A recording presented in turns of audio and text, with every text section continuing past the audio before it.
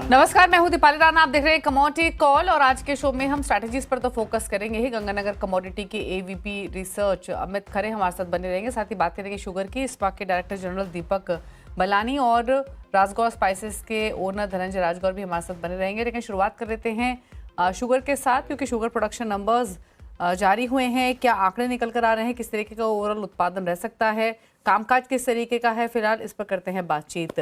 दीपक जी नमस्कार, स्वागत है आपका। तो पहले तो बताइए 2024-25 के लिए किस तरीके का प्रोडक्शन आंकड़े दिखाई दे रहे हैं और क्या स्थिति है फिलहाल? नमस्कार दीपाली जी। एज ऑन 15 मई लगभग जो इस साल का शुगर सीजन है वो ऑलमोस्ट कंप्लीट हो गया है और लगभग 2 मिल को छोड़ के लगभग 533 मिल बंद हो चुकी हैं ऑलरेडी। तो अभी तक का जो आंकड़ा है वो लगभग कंप्लीट हो गया है। तो 257.44 लाख टन का प्रोडक्शन हो चुका है ऑलरेडी। इसमें एक ये बात नोट करने की है कि साउथ कर्नाटका और तमिलनाडु में कुछ फैक्ट्रीज फिर से शुरू होती हैं जो जून जुलाई से शुरू होकर सितंबर तक चलती है। उसको स्पेशल सीजन बोलते हैं। उसमें लगभग 4 से 5 लाख टन जो है वो एडिशनल शुगर प्रोडक्शन होता है। तो अगर 257.44 को ले लें और 4 से 5 ऐड कर लें तो हमें उम्मीद है कि इस साल का जो प्रोडक्शन है वो लगभग 261 से लेके 262 LMT तक हो सकता है। अच्छा, इस प्रोडक्शन में अगर हम ज्योग्राफी वाइज देखें, स्टेट वाइज देखें, तो कंट्रीब्यूशन कहाँ से ज्यादा आता हुआ दिखाई दे रहा है? इस साल उत्तर प्रदेश में लगभग 92.76 LMT प्रोड्यूस हुआ है और महाराष्ट्र में 80.95 है और कर्नाटका में लगभग 40.40 है, फॉलोड बाय गुजरात, तमिलनाडु और दूसरे स्टेट्स को लेकर। ओके, लेकिन कुछ रिपोर्ट थी 2024-25 के लिए महाराष्ट्र का जो शुगर आउटपुट है वो कम रह सकता है। किस तरीके की स्थिति, अगर स्पेसिफिकली महाराष्ट्र की बात करें तो दिखाई दे रहे हैं नंबर्स? महाराष्ट्र इस बार भाई मैंने बोला 80.95 के आसपास अभी हो चुका है, जो कि पिछले साल से कम है। जो पिछले साल था लगभग 110.9 था, वो घट के लगभग 81 पे आ गया है। तो एक सब्सटेंशियल रिडक्शन महाराष्ट्र में देखा गया है। बट इसमें यह भी नोट करने वाली बात है कि इस साल जो डाइवर्जन हुआ है वो पिछले साल से ज्यादा हुआ है, जो डाइवर्जन जो इथेनॉल में होता है। ओके, अच्छा सर, आगे के लिए आउटलुक क्या दिखाई दे रहा है अगर हम 25-26 की बात करें, और किस तरीके की स्थिति आगे के लिए दिखाई दे रही है? आगे 25-26 का जो सीजन है वो काफी प्रॉमिसिंग दिख रहा है और मैं कुछ पॉजिटिव डेवलपमेंट्स हाईलाइट करूंगा। स्पेसिफिकली महाराष्ट्र और कर्नाटका में जो शुगर केन प्लांटिंग हुई है उसमें काफी इम्प्रूवमेंट है। और क्योंकि पिछले साल जो साउथ वेस्ट मॉनसून था और वो बारिश की वजह से और जो रिजर्वायर में जो पानी है उसकी वजह से जो प्लांटिंग बहुत अच्छी हुई है, तो ऐसा लगता है कि अगले साल की जो क्रशिंग होगी इससे काफी बेहतर होगी। हमारा शुगर प्रोडक्शन अगले साल काफी बेहतर रहेगा। और अगर हम नॉर्थ की बात कर लें, उत्तर प्रदेश की, तो यहाँ पर जो मेन एक प्रॉब्लम आई थी वो वेराइटल की आई थी, जो 238 में जो रेड रॉट का डिजीज है उसकी वजह से इस साल थोड़ी प्रॉब्लम देखी गई थी, रिकवरी में भी और यील्ड में भी। जो इस साल ऐसा लग रहा है कि जो हमारे कई इंस्टीट्यूशन और इस्मा ने भी कई सारे वेराइटल रिप्लेसमेंट के जो इनिशिएटिव्स लिए हैं वो कहीं ना कहीं कुछ बेनिफिट देते हुए दिख रहे हैं। तो उससे भी ये हो सकता है कि जो अगले साल की जो केन अवेलेबिलिटी है और जो शुगर रिकवरी है वो इम्प्रूव होगी इस साल से। तो और आपको पता है जो आईएमडी का भी प्रोजेक्शन आया है कि जो एक इस साल का जो मॉनसून है वो नॉर्मल होने की उम्मीद है। तो उससे ऐसा लगता है कि अगले साल जो है शुगर केन अवेलेबिलिटी और दोनों शुगर प्रोडक्शन काफी बेहतर होने की उम्मीद है। ओके, एक लास्ट सवाल सर आपसे, दो चीज़ें आपसे समझना चाहेंगे। पहला तो ये कि opening stock, if I am not wrong, 80 lakh ton के आसपास का था जब इस सीजन की शुरुआत की थी। क्लोजिंग स्टॉक कहाँ स्टैंड कर सकता है likely? Basically domestic demand supply stable रहेगी कि या फिर नहीं? और दूसरा ये, अगर हम एथेनॉल डाइवर्जन की बात करें, इस साल के लिए कितना डाइवर्जन ऑलरेडी हुआ है, कितना और एक्सपेक्टेड है? जी जी मैम, ऐसा है, ओपनिंग स्टॉक जैसे आपने बोला 80 लाख टन था, जो कि एक 2 महीने का जो सरकार स्टॉक रखना चाहती है उससे कहीं ज़्यादा था। और अगर हम 261 से 262 लाख टन का जो प्रोडक्शन देख रहे हैं वो देख लें, उसके हिसाब से हमारा और जो हमारा डोमेस्टिक कंजम्पशन है वो 280 लाख टन का होगा। उससे ज़्यादा बिल्कुल नहीं हो सकता, क्योंकि अभी तक का जो कोटा रिलीज हुआ है और जो सेल हुआ है वो पिछले साल से कहीं ज़्यादा कम है। तो 280 लाख टन का हमारा कंजम्पशन है, और लगभग जो 10 लाख टन का जो सरकार ने एक्सपोर्ट अलाउ किया था उसमें हमें लग रहा है लगभग 9 लाख तक टन का एक्सपोर्ट हो जाएगा। तो अगर हम सब चीज़ों को देख लें तो लगभग 52 से 53 लाख टन हमारा क्लोजिंग स्टॉक होगा, जो कि काफ़ी पर्याप्त है। और चीनी की अवेलेबिलिटी की कोई समस्या डोमेस्टिक मार्केट में नहीं आएगी, और मार्केट जो है वो स्टेबल रहेगा, प्राइसेस भी स्टेबल रहेंगी। जहां तक इथेनॉल की आपने बात की, अभी तक लगभग 27 लाख टन का डाइवर्जन हो चुका है इथेनॉल के लिए, और जो Q3 Q4 में जो डाइवर्जन होने की उम्मीद है लगभग 6 से 7 लाख टन और डाइवर्जन होगा। तो हमारी उम्मीद है कि लगभग 33 से 34 लाख टन जो है वो चीनी जो है इस साल इस सीजन में इथेनॉल के लिए डाइवर्ट हो जाएगी। ओके, शुक्रिया दीपक जी इस खबर पर बातचीत करने के लिए और तमाम आंकड़े हमारे साथ शेयर करने के लिए। Thank you so much. Sugar prices पर एक आउटलुक लेंगे, हमारे साथ ऑलरेडी अमित खरे बने हुए हैं। अमित, आप कैसे देखते हैं शुगर मार्केट को? प्राइसेस इंटरनेशनल मार्केट से कंपैरिजन में फिर भी स्टेबल रहे हैं।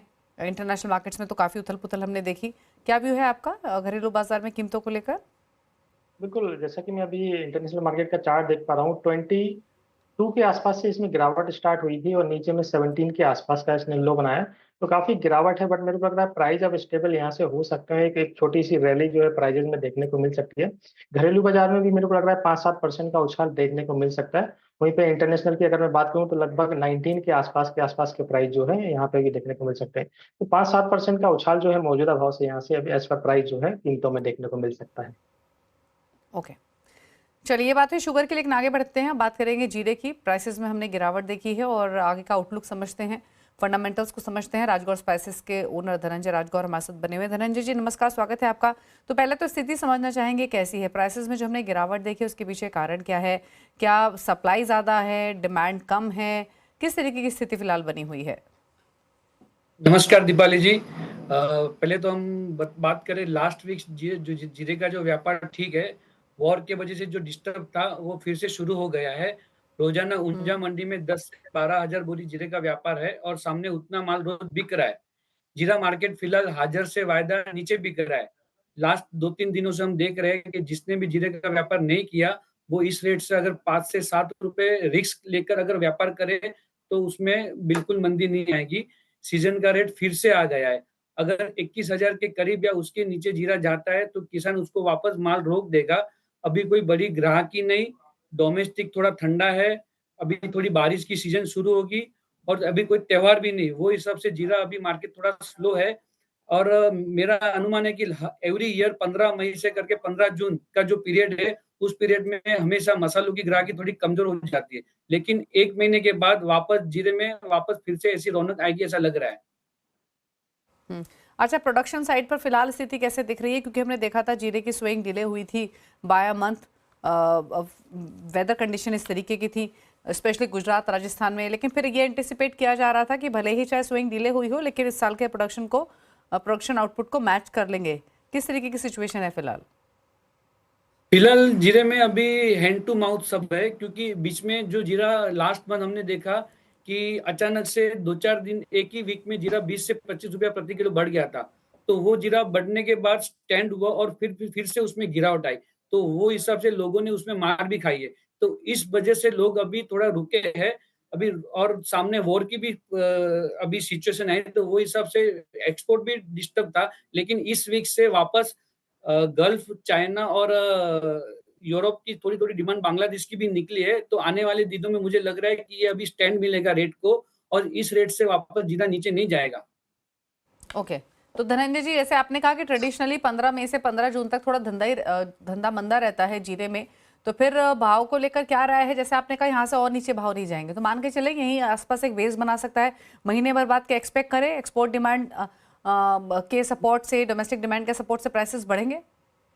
अभी मैंने जो आपसे बात की वो फिलहाल 1-1.5 महीने के लिए बात की। उसके बाद अगर फिर क्या होगा कि चाइना की भी सोइंग अभी शुरू हुई है और चाइना को नया क्रॉप आने को कम से कम और भी 35 से 40 दिन लगेंगे, यानी कि 1 जुलाई के बाद चाइना का पक्का रिपोर्ट आएगा कि वहाँ सोइंग कैसी हुई है। अगर वहाँ कोई गड़बड़ आती है, वहाँ यहाँ फिर कोई क्लाइमेट में कुछ इफ़ेक्ट पड़ गिरता है, तो फिर उसकी भी बाइंग अच्छी निकलेगी। अभी फिलहाल ये 1-1.5 महीने के लिए जीरा मैंने लास्ट मंथ भी बोला था कि 21,500 से करके 24,000 जीरा पूरा साल इसमें ही खेलता रहेगा और हमने देखा कि 15 डेढ़ महीने से जीरा इसी में खेल रहा है बीच में। तो अभी भी मैं कहना चाहता हूँ कि 21,000 के नीचे मंदी बिल्कुल ही नहीं है। अगर 21,000 के नीचे जीरा होता है तो उसको स्टॉक करना चाहिए। ओके, चलिए शुक्रिया धनंजय जी आने के लिए शो में और अपनी राय देने के लिए जीरे पर। एक ब्रेक इस बार अमित से स्ट्रैटेजीज तो लेंगे, आपकी कोई क्वेरीज को भी करेंगे शामिल। जल्द वापस आते हैं।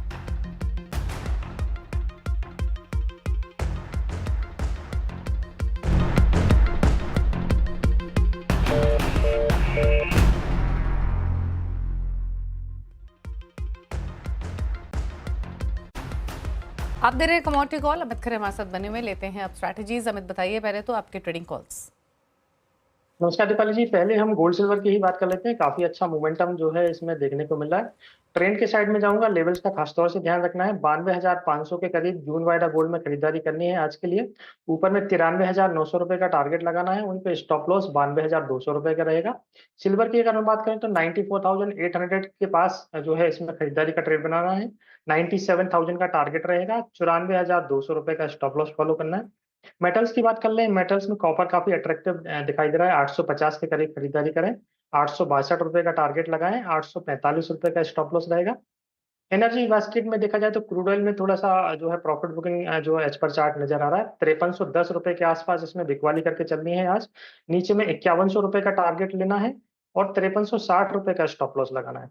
अब बात थोड़ा एग्री पैक की कर लेते हैं। एग्री में देखा जाए तो धनिया और टीएमसी काफी अट्रैक्टिव चार्ट पे दिखाई दे रहे हैं, 7000 के आसपास। जून वायदा धनिया में खरीदारी करनी है। ऊपर में 7400 से 7500 तक का टारगेट लेना है। 68 का स्टॉप लॉस लगाना है। टीएमसी 14,500 के करीब खरीदारी करनी है। 15,200 रुपए का टारगेट लेना है। नीचे में 14,000 रुपए का स्टॉप लॉस रहेगा। जी दीपाली। चलिए फटाफट से कुछ क्वेरीज को लेते हैं। सूरज तोमर ने एक सवाल भेजा है मुंबई से। इनका सवाल है कच्चे तेल पर 4,950 के भाव पर एक लॉट खरीदा हुआ है, जानना चाहते हैं क्या करें, इस पोजीशन में निकल जाएं या बेबी होल्ड रखे, क्या सलाह?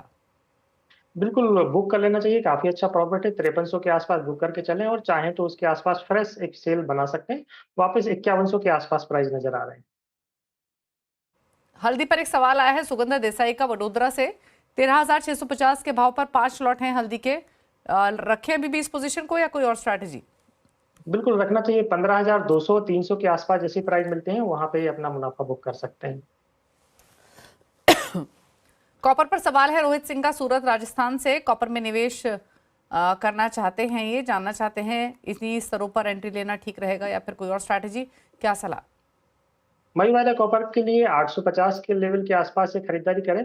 ऊपर में अगर ये शॉर्ट टर्म ट्रेडर हैं तो 870 से लेके 875 तक के टारगेट रख सकते हैं। 845 रुपए का स्टॉप लॉस फॉलो करके चलना चाहिए।